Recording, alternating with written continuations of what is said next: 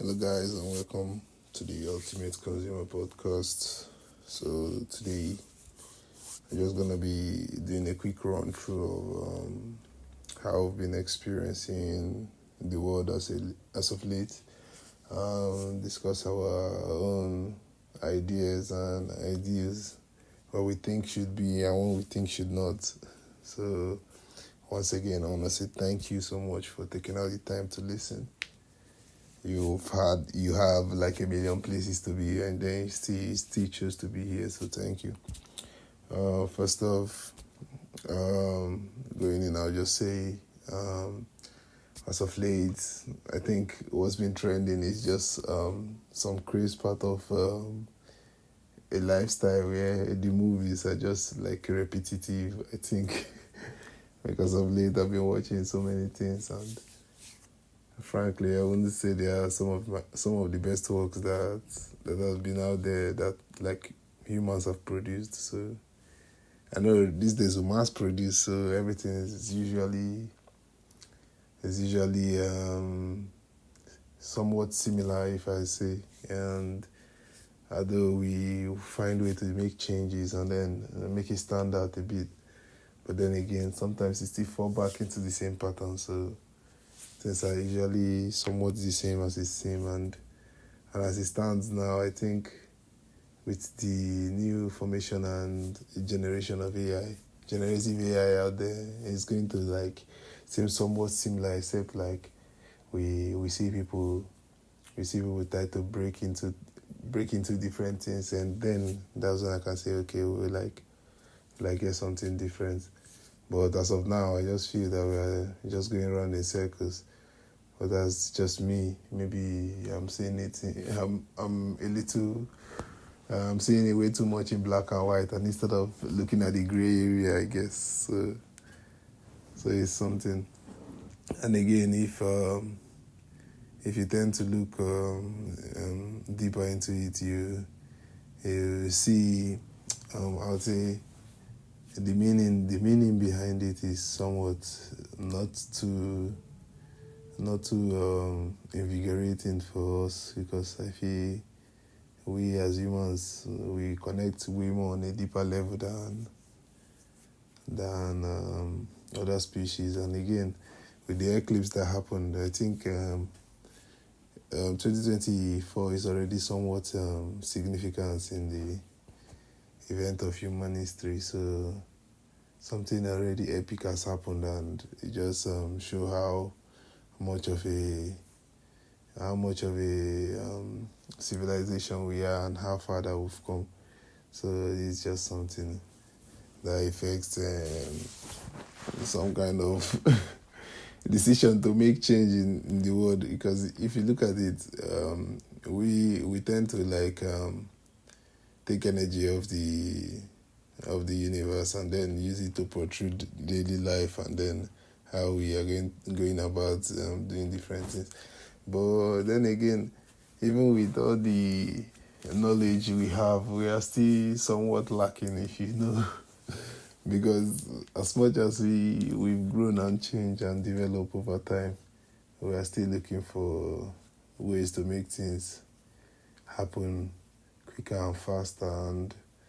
And I know it's nothing too difficult for us, because we've already done so much. So as it stands, with the farther we go, the farther we delve in, the longer the more we learn. So that's just one thing I see, because humans just kind of a different breed, if I say. So mostly we are different people, so we can actually change the narrative pretty quickly and in our own way, without too much hold back, or what's it called? Without too much pullback from our own species. Because if you look at some animals now, like when they're vying for territories and all that, but as a human, they can just come to an agreement, and that's the end of the issue, instead of resort to animalistic behavior. So that's one thing I'll say. And for the world as a whole, like the culture and how far and how big we are becoming rather as a civilization. I know our number have become way vast that we are thinking it's a problem. I think we as humans we are thinking it's a problem, but to some degree I wouldn't say it is a problem because I feel we as humans we tend to find a way to balance life and even Ilion, because I'll take this this phrase from him because he said that as we as humans that we are not overpopulated, and him saying we are not overpopulated, there must be like a foresight that has led him to that decision. But when you come into like the mass populace, I feel there's this tinkering fear in us that saying that we are somewhat overpopulated, and they are looking to call people and then reduce amount. Then in that state, I would say who gets to stay and who gets to go.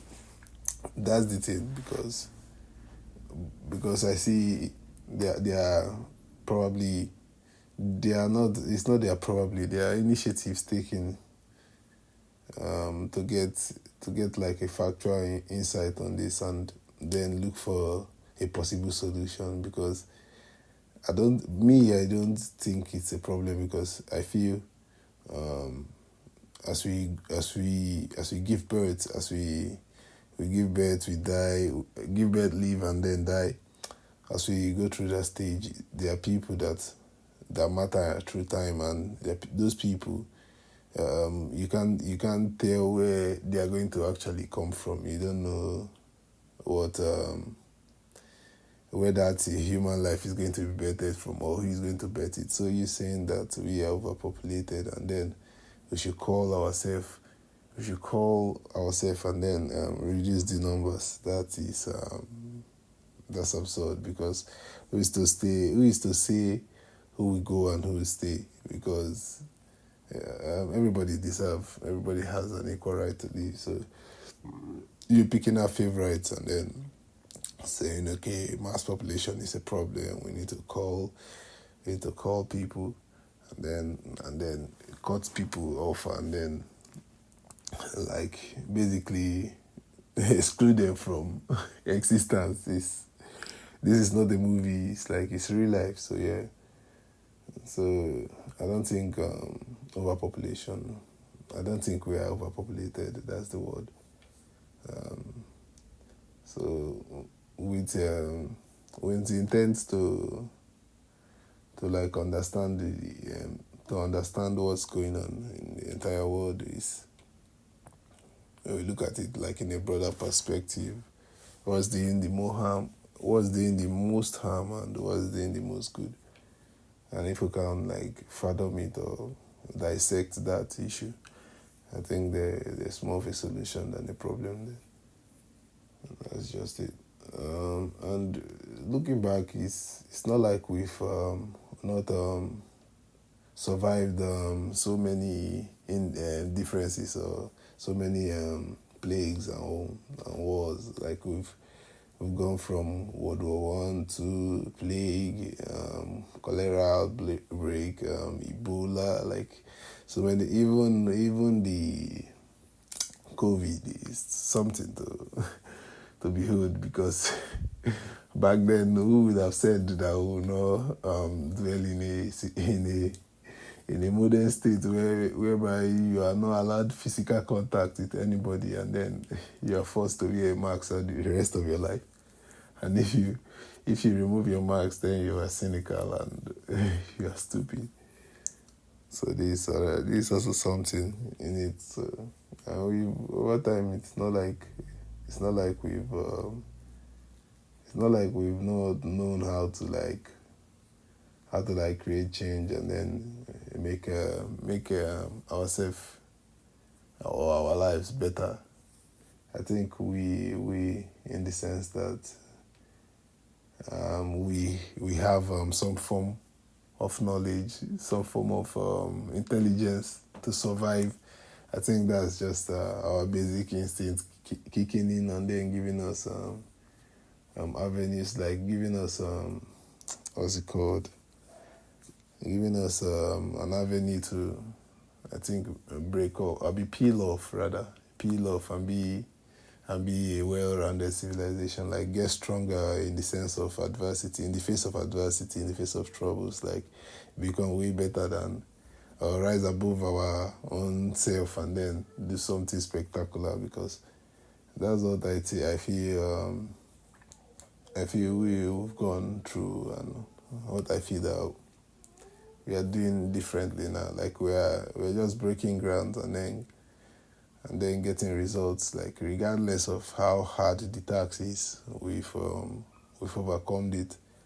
Really, I think we've overcome it to some degree. If not overcome it unruly, but still, I feel we are thrill seekers in the sense that we keep going and it's never enough. Even when we've solved the problem, we want to solve another. So as it stands, not just my words, but I know there are people that are solution seekers and not just thrill givers, or they seek solution to a particular problem and make sure that problem is no longer a problem. And although sometimes they may not be known, because I am very sure there are people, if not seen, and they are the source of your solution, and you think they don't matter, but they actually do. You don't know them. So these are some of the things like that has made civilization like grown so vast and powerful that it's going to take like something great to actually make us conform, because maybe like a threat of an alien attack, then I can believe humanity will conform. Yeah, but I think we still have ways to fight back and even like create a whole new world for ourselves if the need be. And right now there are people building bunkers for no reason, no apparent reason. Okay, we might say, okay, yeah, there's a reason for them building bunkers, but that reason is still unknown to so many people. Like it's still unknown to so many, even if it's a threat level reason, it's still unknown to so many individuals. Like just the day-to-day common man walking around does not know if there's a threat of an alien attack right now. He's trying to get his 9 to 5 up, like get his money and get his work done. Imagine that person that person does not really, like, there are things that people will probably fathom, and that person would not even be in that space of the discussion, because then again, it's not really his go-to forte. It's not something that he is particular about. But if there were to be a reason now, like to be forcefully engaged in that activity, like a dire consequence or a dire situation, wherever it might lead to the end of the world, then that would be something to suffice and have regular people or regular folk running around looking for solutions. But then again, as it stands, there are people, like I said, that have built bunkers, and it's just in thought of it, we probably don't know why they build bunkers. Like I can't really say why somebody has gone ahead and built a bunker. And he might tell you, oh, it's just for his security and safety, and it's probably not. It's probably he knows something and then he don't know it. As much as he try, there are information. There's a way information flows, and information flow from the top all the way to the bottom, and depends on when you get that information, then you can start acting on it. But as it stands, there are people that have gotten the information. There are people that will never get the information. Never. no matter how long they live, they will never understand. That information will never come to them, except they go seeking for it. But there are people that, as it stands, information flow through them. There are people that create information first off. Because you might say, oh, where does this information come from? Somebody must have had to create it, brother, for you to be able to access. Then as much as it's been created and accessed, then there's a form or level of accessibility, because the information then flows straight down. There's some information, no matter how hard you try, you can't access. It is classified. There's a reason. Yeah, that's how it works. Like there's some that is classified. Now they tell you it's classified. You can access it, but you need proper clearance to be able to access that information. Now you see there's a problem. Like the informations are free, and for you to get ahead, you need information that is free and then concise, like free and then of use. The information you might receive, like you're watching a movie, wow, so nice. That's the information you receive, but it's a movie. You probably won't be able to use it in real life. But then there are information that, okay, yes, this is something, maybe like the price of vegetable in the market. Now, oh, how much is it? So it's probably £30. So, okay, now you know. Then that's like a factual information for you then. That you know, then you can now, before going to the market, probably prepare for it and then leave. Then now you have like information that is of actual use. Then there are information that you won't be able to use, but you just need to know so that you can actually use it to effect change if need be. So those are some of the informations that's how information are currently just passed down. It just keeps watering down to the bottom. It comes from the top and goes down to the bottom. So depending on where you are on the hierarchy or how much access you have to stuff like that depending on the kind of information you get. And if over time you keep going, you keep at it, then it probably be like a different breed of person, or now information flows through you, or you kind of get quick access to information, and the ones that are of value. And this is just this is basically like staying ahead of the curve. But as much as you try to stay ahead of the curve, just know that there are people that are no longer on the curve and they are already on the other side of the road. So stay ahead of the curve, but just keep walking, because the curve is like there are people behind you in the line, and they are struggling to get ahead. So you have to keep ahead of the curve, so the curve doesn't like hit you.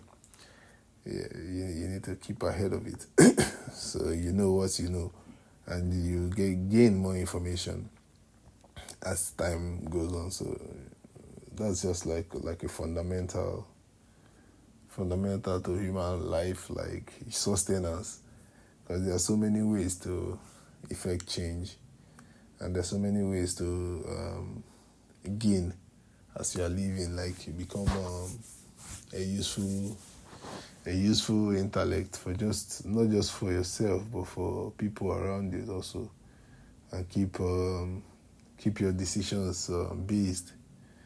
Yeah, as much as you believe in divinity, and because divinity is also like a sense of it gives you like a sense of purpose. It gives you faith-based instructions. Like you understand that life is not like a game of chance to some degree.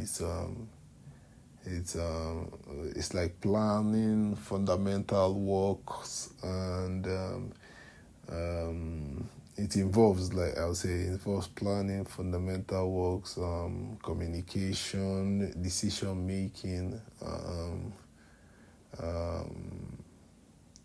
as much as he still have some level of divinity in it, like some form of interconnectivity or interconnectiveness with a higher power, a supreme being, dare I say. Like if you feel, it's not about what you feel, rather it's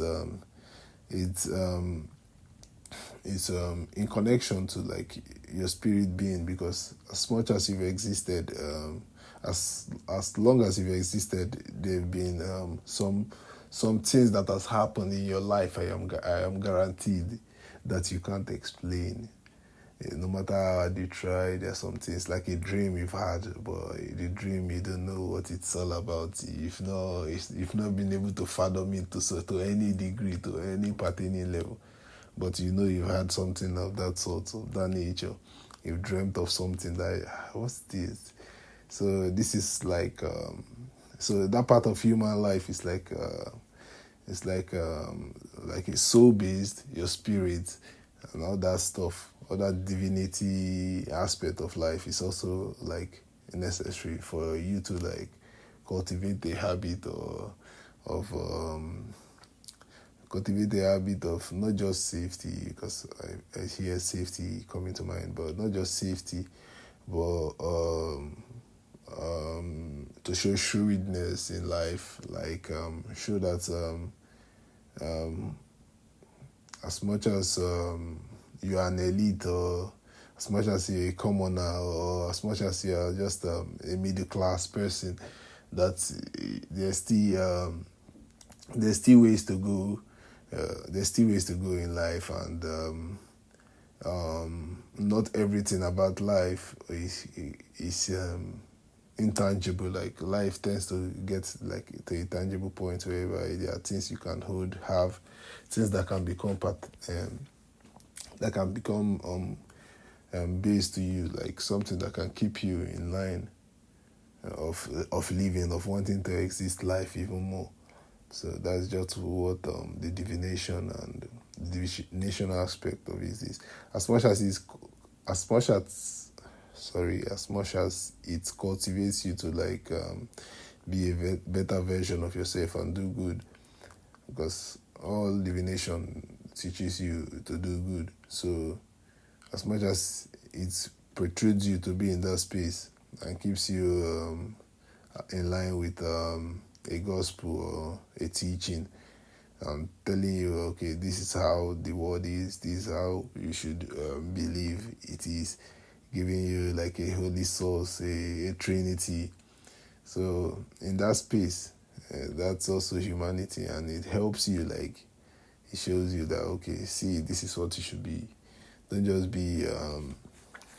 just let it go over your head, and you're not finding a way to like access this space, this spiritual atmosphere, or like a divine sequence, something of that sort, to keep your health probably in check, your mentality, the way you operate, and all these things. So it's just like a small part. It's not a small part, I'd say it's like a big part of your life. It's because if you are splitting in personalities, then it will take its place in between. And when it's taking its place in between, then it calls for serious questioning. It calls for serious scrutiny, rather, because it keeps you.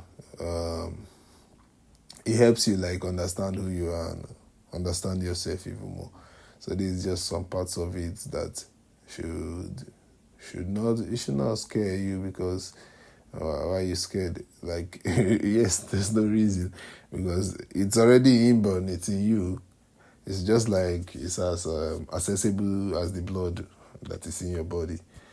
As much as you feel pain, you feel hurt, there are feelings that you can't explain still. Like you get emotionally drained, you are crying, you feel pain, you feel lost, and all that. You feel depressed, all those feelings. Sometimes they like attribute it to a sickness, but say it's not. It's something more divine rather. Something more of a divinity aspect that will help you kill that mental problem. Because if instead of you looking within for a problem, you look out. You are looking outward for the solution of that problem. Um, yeah. Instead of you looking within for the solution of a problem, you are looking outward for the solution of that problem. Then you are kind of putting yourself in a space where you are not only solving. You are not only providing solution for the wrong problem, but creating another problem in itself on the body, because you can't use like a physical supplement for a spiritual matter. If you get like physical only affect the physical, like you need to go deeper, searching within, look for something of a higher form than yourself. Now, I would say you should turn to like the Bible or God, like here. So if I tell you otherwise or show you something that is not relating, then I'll just be giving you like a false movement, like a false move. This one, I think this one is like the protruding factor of the whole world. It's like the only understandable logic to the world, if you want to put it in aspects, because as much as we have so many others touching on the same point, this one actually takes the cake by giving you a whole word or a basic instruction manual, like a full manual. There are others here with manual, but this one's giving you a full manual with no recourse.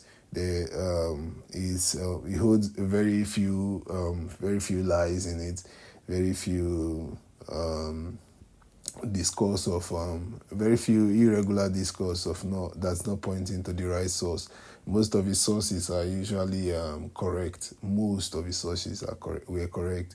So you looking to another for another point of meet with a divinity or a divine access to your soul and your spirit, and looking elsewhere instead of to the source that has stood the test of time, or it has stood the test of time. It's been existing for a long time. So that source I think is the most factual source if you are looking for something to effect change in your spirit, man. So that's just about it. That's just one part about it. But in our social and cultural beliefs and life, and how well we've been existing over time, what we believe, what we say we know, what we agree is true, somehow have been factored in by people that gave us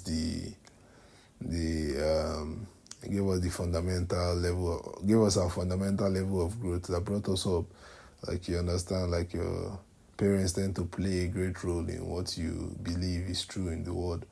And as much as you are going to go seeking for your own answers, you are going to take their own questions with you as you live. So as you are growing, as you're experiencing life, meeting new people, you are going to then sit within yourself and then pick what is true and what's not.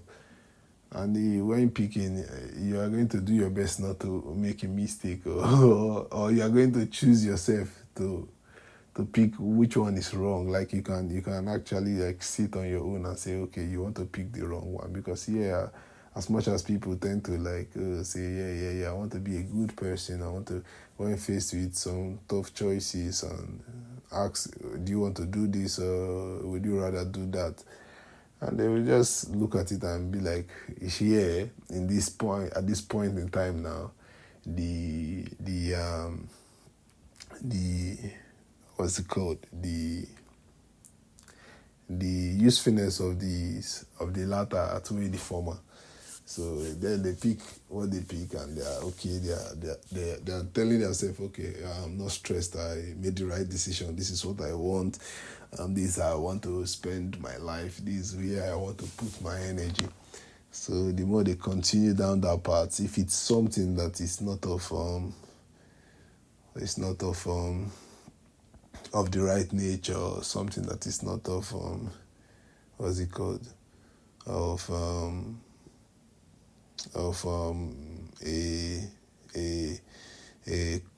I would not say a conforming design, like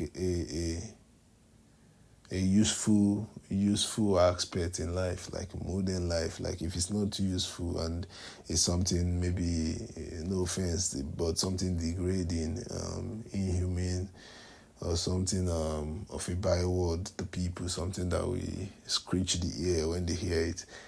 We know this. We are humans. Like we know this. We know that this is wrong. Like regardless of how much of a person you want to be, or how much of something you want to allow, to a degree, as we sit and we stare into the abyss every time we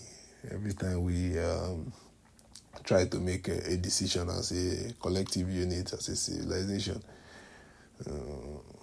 We tend to understand, okay, this is the end. The end goal of this is destruction, but then again, we still pick it regardless, because we know that, okay, after so much movement, after so much decision making, after so much planning, aggressive building, like after so much money we've made, we're still going to end up in the same place. Like, so that's just one of the protruding, the reasons that make us like take decisions whereby our social life changes in state of a day. We are not scared of this. Like, we've been making decisions for a very long time, and they've been good ones. We're not like the worst people to like choose a topic, or the worst people to like pick up a project and then not complete or not actualize. But with the way knowledge is accessible now, it's just something to be healed because now we have so many ways to invent, so many things to invent, so many things that has not been invented, so many things that are yet to even come. And still, we're just like, we look at ourselves and it's just like we're barely scratching the surface. So, and if that, you look at us and we actually look at ourselves and agree that yes, we are actually barely scratching the surface. Although we are not the worst to have done it, but we tell ourselves every day that, oh, how are we not better than this? Because we wake up in the morning and then we go again. Like, you don't understand. Like, we as people, we are just very resilient. As in, after all the trials and errors, like, there are more trials and errors. Like, if you watch Oppenheimer was, after building, it was fulfilled. He felt, okay, yeah, I have finally done it. This is what we entered the world war. And what did this bomb do? This bomb ended the World War. Like, you can actually tell.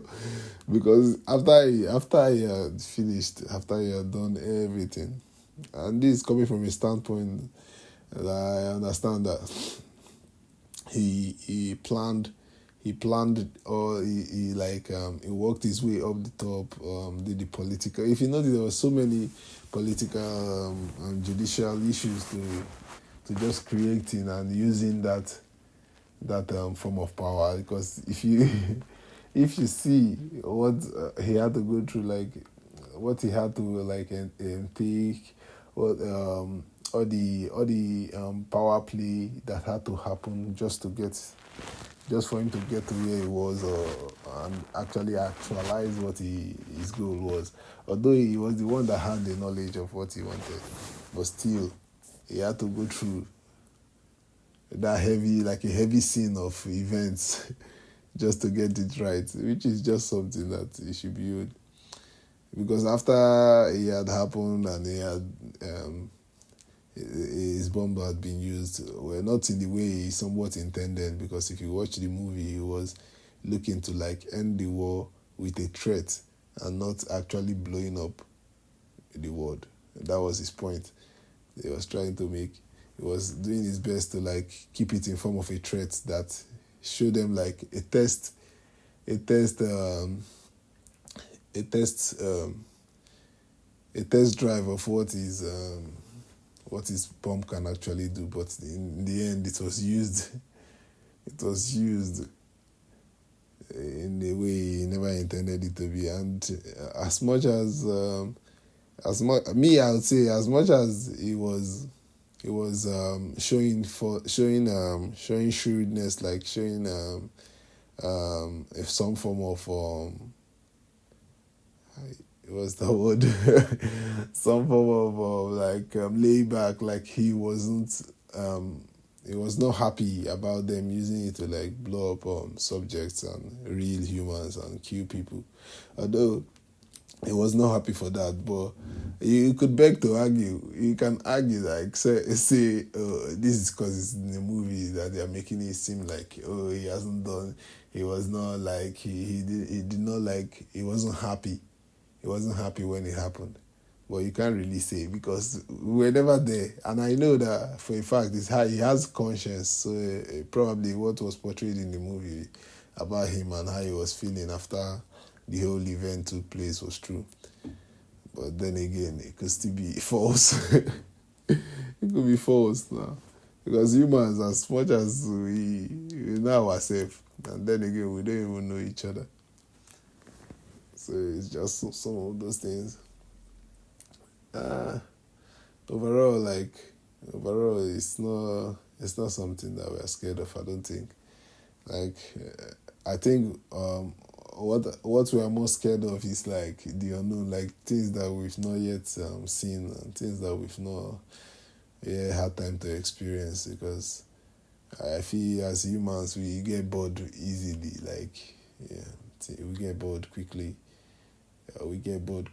Like, and I don't know why we get bored, because we do the most still. In the long run, we're already bored. We don't want to continue in that state. We are always on each other's neck, like we are not doing enough. But then again, once we've done the most, we are almost immediately bored and looking for what to do again. And so it's like it's not like a worst way to feel.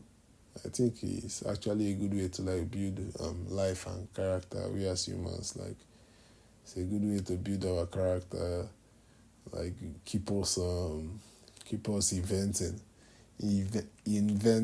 keep us inventive.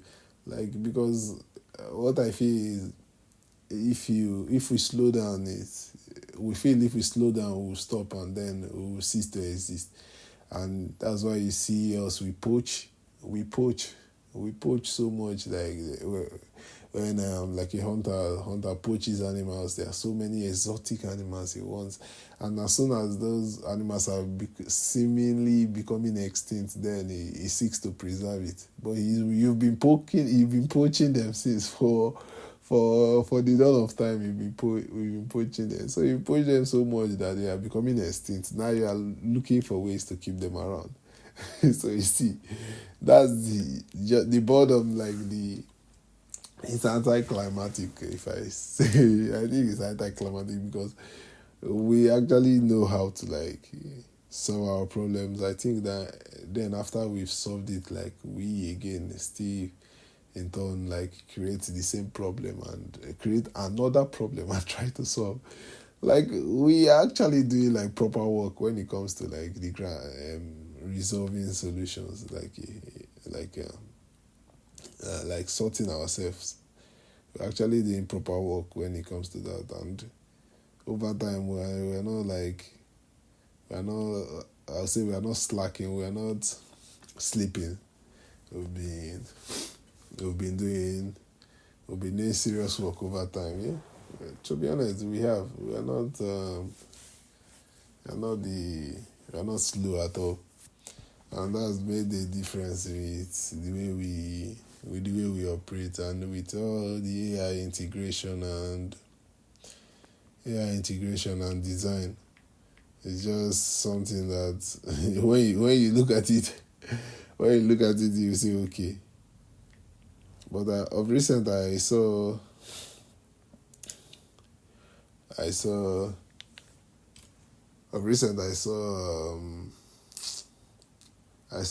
people destroying monuments of history, and I don't know why. Because I feel as much as we don't, maybe we feel that one has become obsolete. We've existed it, and it has run its course in the time of existence. But I still feel like it's a monument that should be left standing. If anything, it should be protected. I'm very sure, like if the Bull of Wall Street were to be desecrated, that people will actually be found. The people that did it will actually be found, because it's the Bull of Wall Street, and everybody, people are always on it. It's like a monument, so monument should not be desecrated, regardless of how much people feel that something has happened and it should no longer exist or no longer stand. Because if it means it leaving the world, then I don't think we are the ones that should make the decisions, because we came into this world too. So the more we destroy things, one day we ourselves will probably get destroyed. So I think keeping some things the way they were, or free of vandalism, I'd say, it's something that should be necessitated, it should be put in play, and not just left with awkwardness, or just left out to hang and dry, if I'm being honest. We are not people that have not taken note of stuff, or don't play around an area, or keep things interesting when we are walking. So all these things, it's just some form of a form of keeping up here, I'll say. Because after we've done enough, we go out again and then do some more. The sun is, when the sun is up, we're out. When the sun is down, we're back in. When the sun is up, we'll go out again. And we keep it. We've done it for over centuries and decades now. We've been doing it every day. So imagine when all of a sudden they just come and they're like, that's fine now. You guys can stop doing what you were doing. Let's just leave now. It's fine. Don't come. Don't go anywhere. You can stay at home. In fact, the food is free. You will always get food now. Do you know that there will be people, selected few, that will come out and just start creating work again for themselves? I promise you, there will be people that will be selected few will come out and create work again, just for the sense of work, because they don't. I feel it's not that they don't believe that we should not be a civilization that just have things handed down.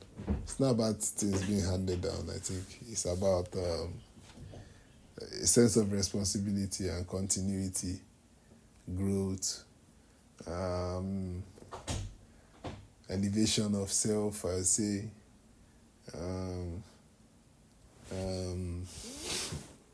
becoming better, growing in proportion to reasonable growth, and not just in a proportion of existence.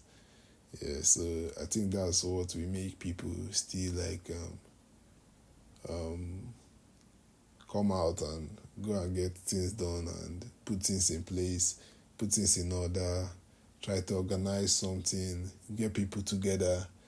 These are just some form of it. There's no way, because we studying human psychology or just meeting people in general. People are awesome, so there's no way that they will just sit idle. It's very difficult for us. Like, if I'm being honest, it's very difficult. Like, people, you see people, they just sit and stare in front of a computer all day, and all of a sudden they are making works that you would probably not believe can be done with a computer, even though like the computer is one of the biggest innovations of the 21st century. But that's just it though. So this is like some of the certain aspects that's just be changing in modern society and changing lives. As culture, where does culture play a role in it? Like, just in your blood framework and the DNA you have is just a pertaining story to any creation or development that is in existence. Because your DNA, as much as you can write a code, as much as you can create a document, as much as you can inscribe a painting, as much as you can design an artwork, your DNA will be left in it. And no matter where that work goes, or who is in possession of it, who in turn realizes that this DNA or this form of piece is just it's not regular. It's something irregular, something divine, I would say, because then again we tend to put our hearts in our work. So for another person to say, "Oh, this is something I want to hold," this design is just epic. So if you have that one feeling on that particular inscription or that particular design of work, then you are probably far above so many things already, and people will take notice, and people will in turn listen, or in turn become better just by the virtue of hanging out or being in your space for too long. Yeah, because no two ways. The way humans operate is just different, and we've overcome we've overcome so many things in the modern era as it stands now. Even there's as much as we cry wolf sometimes, the crises so many of them have been averted, so many of them have been sorted, and the ones that has not been sorted yet is in the works. And as much as we we tend to complain and see it as it's not holding meaning or not holding words, then there's that problem is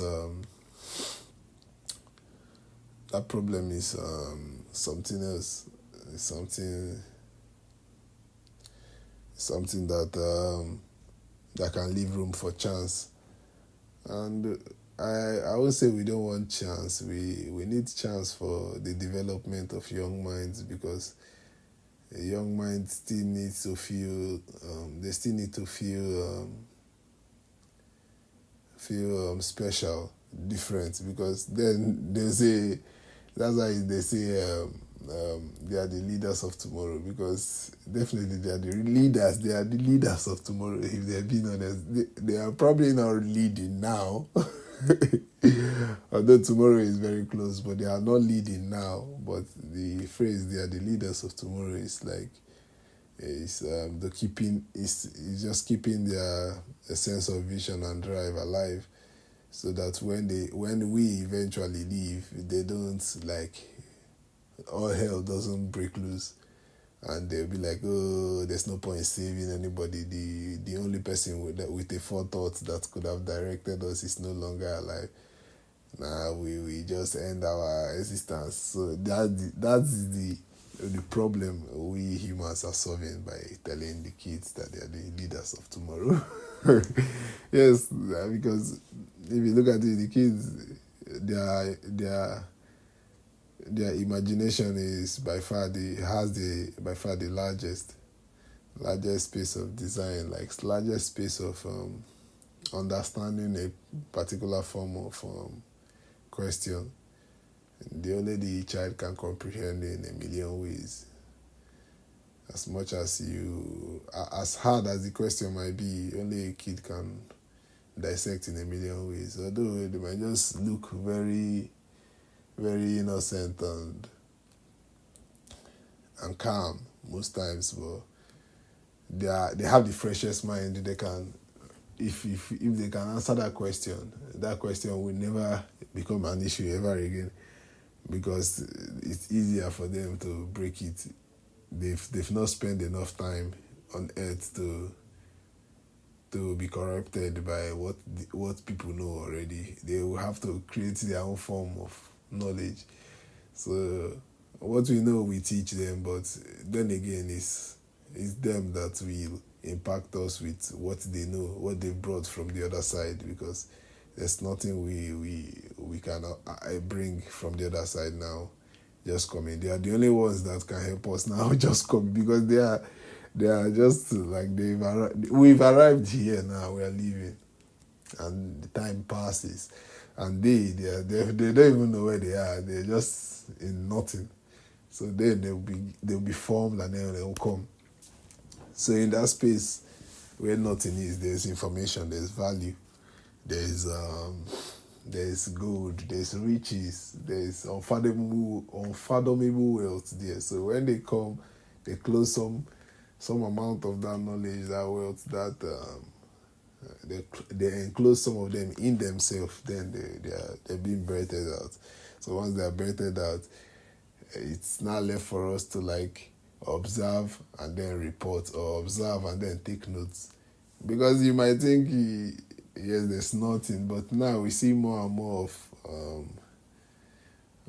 of kids doing different things, and mostly it's because you don't watch kiddies channels. Their channels are so it's always explosive, and it gives them information in record time, gives them information quickly. Like if you watch like a kiddies channel, a child's channel, if you try watching like a cartoon or a child's channel, like what a kid would watch, what like a 4 or 5 year old would watch, you will see that the way the kid mind operates is probably not the way yours would operate. And if you try absorbing some of his content, like trying to listen in and understand what that content is saying, then you will just be mind blown, I guarantee you.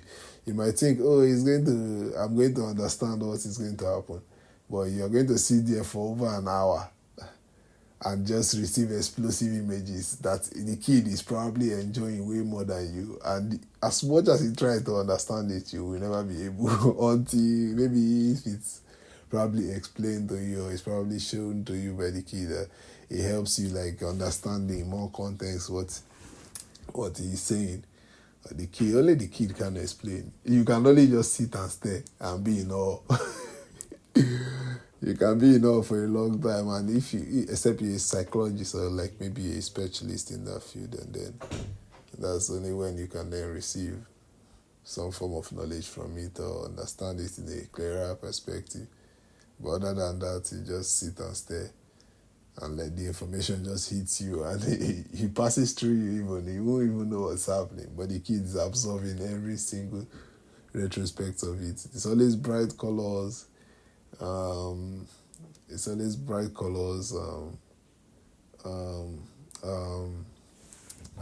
Visuals of creative visuals, like very indie works, creative visuals of not lifelike visuals. They want the mind to just be in retrospect, like a playground.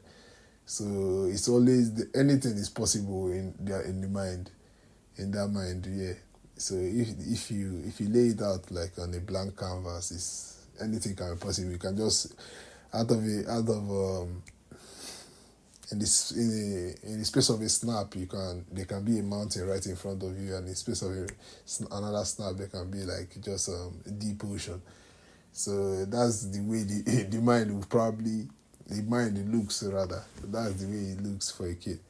So in that space, you don't even, there's no way for you to understand it. You have to you have to process the information like a minute at a time. Like you take your time with it. You don't just process the information in its all entirety. That's why you see a kid, that's why they are way more secluded and protected, even more in the world at large. Because now, as you've grown, this as much as you are still protected, they don't like put emphasis on you anymore, because they feel, okay, you can actually decipher for yourself what is this and what's not. But for a kid, probably can't. So the kid's mind is always open for ideas, always open. You can feed it as much as it needs. But it or as much as it can hold rather. So then it just gives you back useful vitals, useful information for day-to-day activities. It can be anything, but you can learn so much from them. So sitting and just like experiencing it as a child is something. It's something too. Might not see it as anything, but it is something. You can ask mothers the way they feel when their child say their name for the first time. You can ask them now, because I know it's usually special. They be hearing their name all their life, but when the one that has never said it before say it, so it's just something. Yeah, that's just it. That's it about that. But in relation to like the space of a game theory, like trying to solve it analytically, it's going to be somewhat difficult now. Now I'm talking about the human civilization and population. Like solving it in a game, using game theory is like, it's something that I think I think it's been taken into perspective already. It's not like it's something new, because they they create software.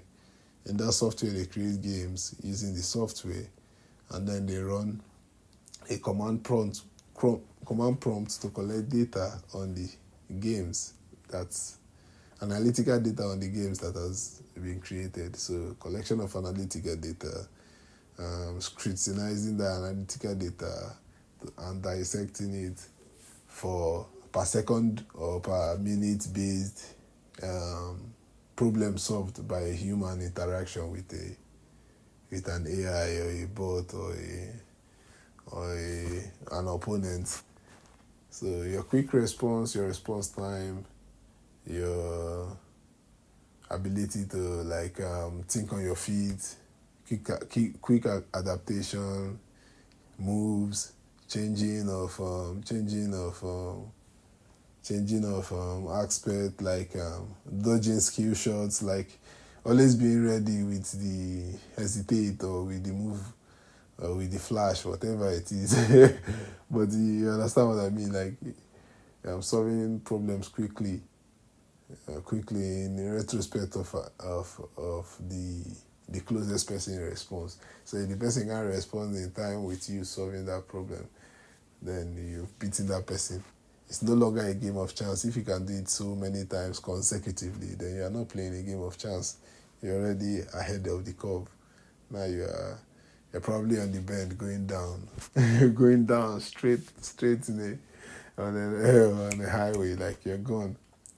So, in retrospect to solving with game theory, I'll say the mental kick there is that they use the analysis of your data, of how well you play, how good you are. That analysis of your data is what they've been using to solve, to stay ahead of the curve. Like, that's what the world has been using to stay ahead of the curve. That's what the world has been using to solve the world hunger problems. That's how the world has been measured to end starvation and to mass produce. That's what the world has. That's how the world has been produced. That's how the world has been developed, rather. Like that is how they've been working so hard to forego or to foretell. They're working so hard to foretell the future, so they are ahead of the curve all the time. And it's just basically an analysis of your data that they've been doing that. So regardless of how much you think you are not making an impact, you've made enough just by existing.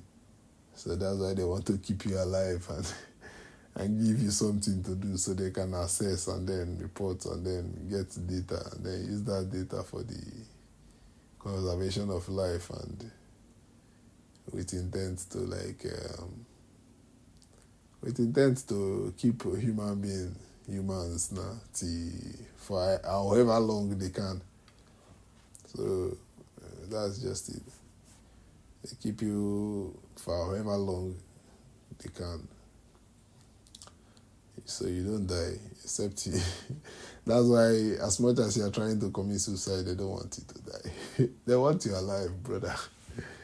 So you know that you can be whatever.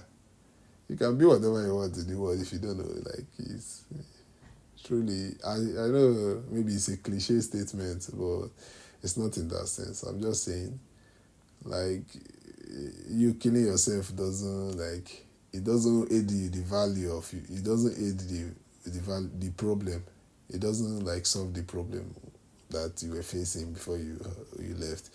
Instead, it just creates extra problem that we have to solve. Now we will put you in a space of, oh, it's not feeling too well. Are there more like this? We need to check.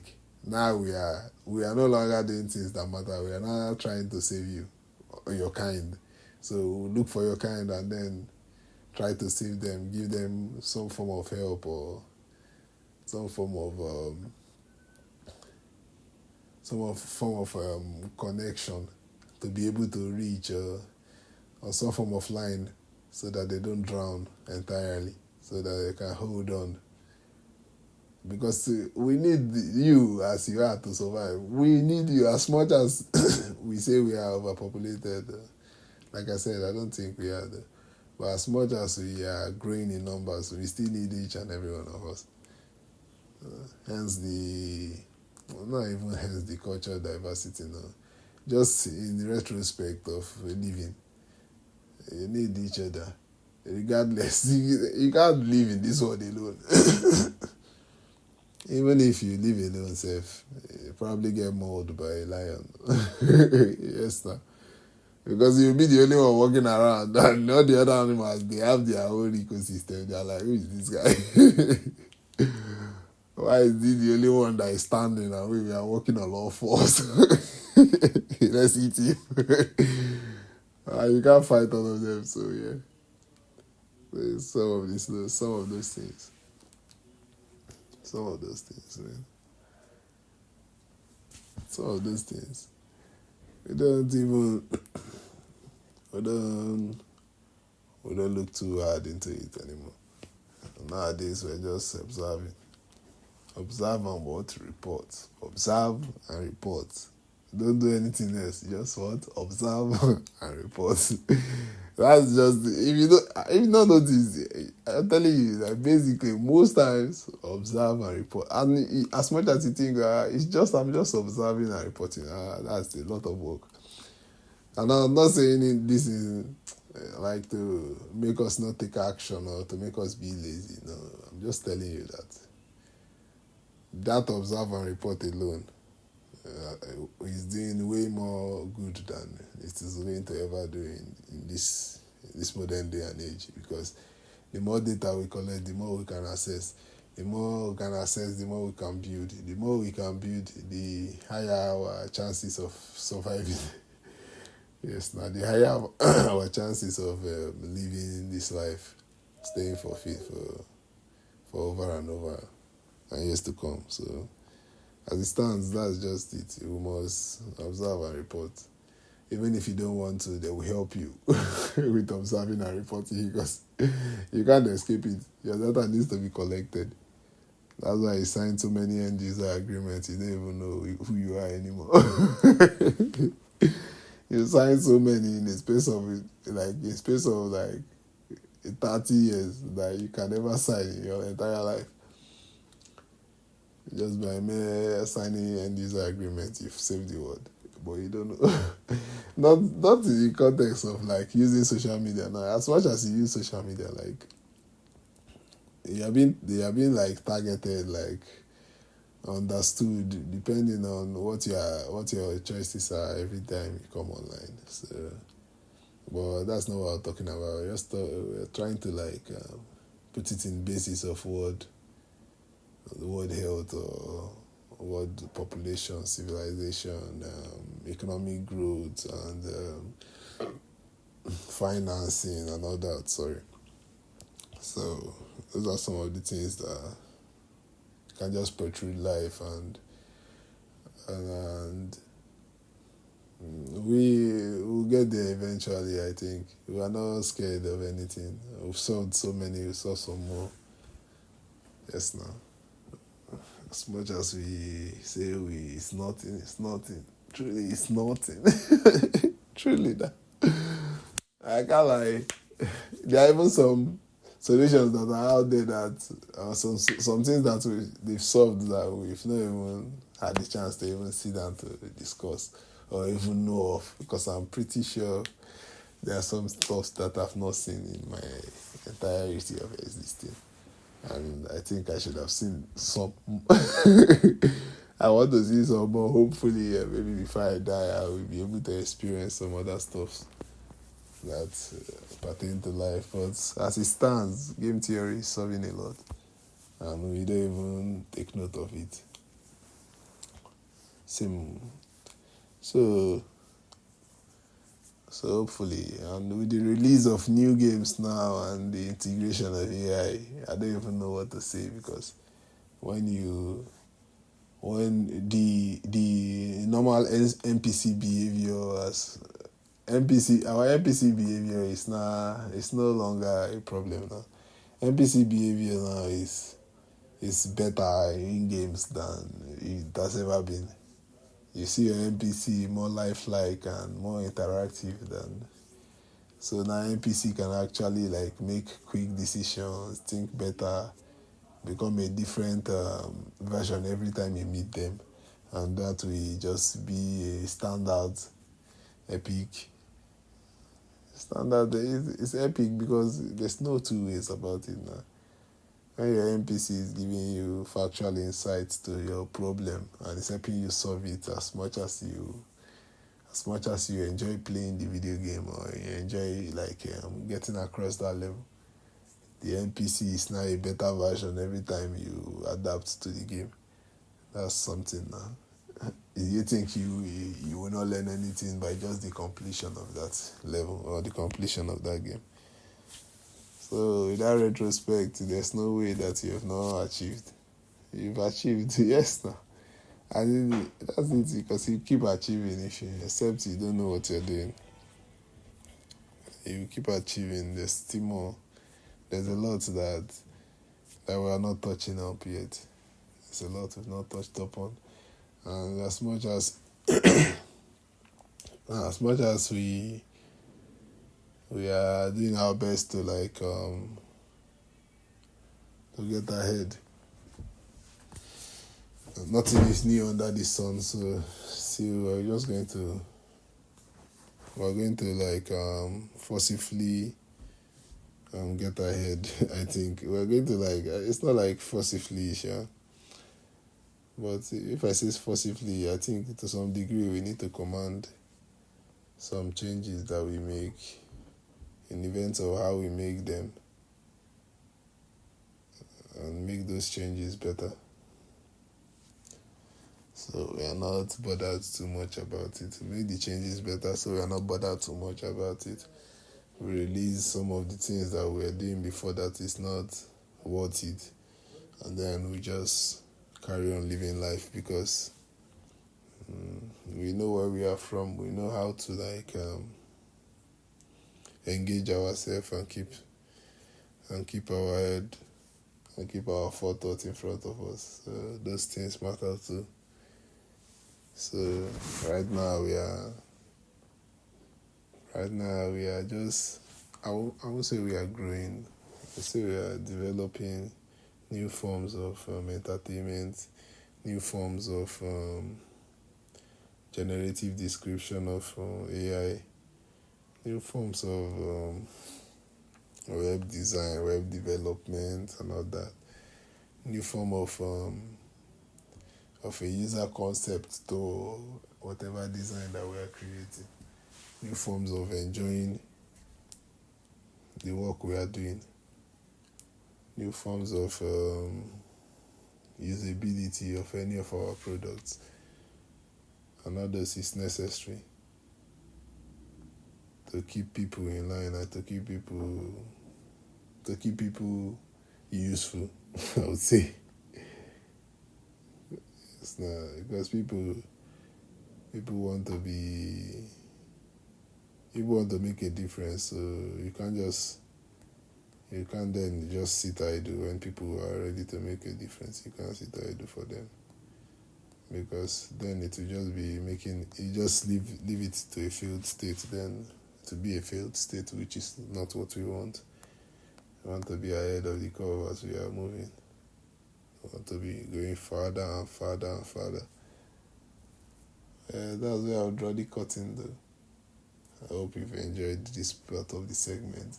Thank you so much for listening, and have a wonderful day. Bye-bye.